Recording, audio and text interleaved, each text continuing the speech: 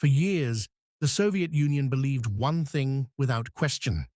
No American aircraft could enter their airspace and survive.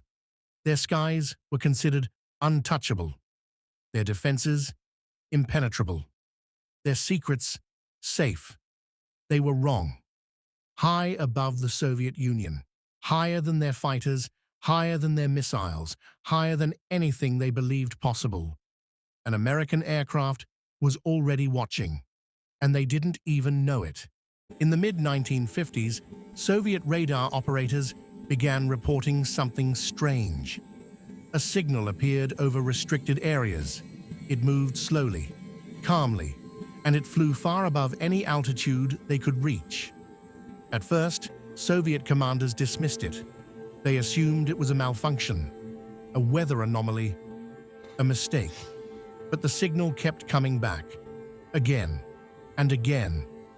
Each time, it crossed deep into Soviet territory, over military bases, nuclear facilities, and missile sites that were supposed to be invisible to the outside world.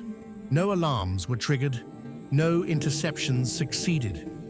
For the first time in the Cold War, the Soviet Union was being watched and couldn't stop it. What terrified Soviet leadership was not just the aircraft itself. It was what it meant.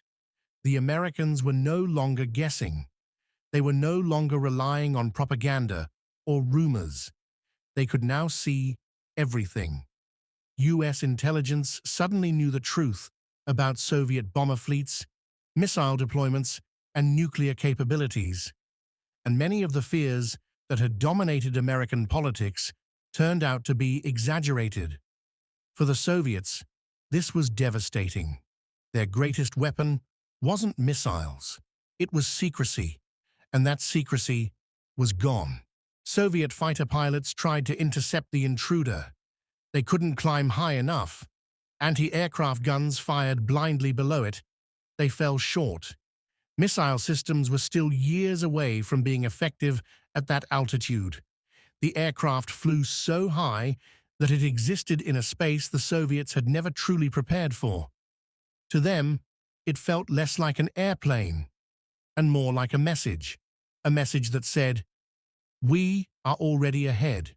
In May of 1960, the Soviets finally succeeded. A U-2 was hit. The pilot, Francis Gary Powers, was captured. Publicly, the Soviet Union celebrated. They claimed victory. They exposed the mission to the world.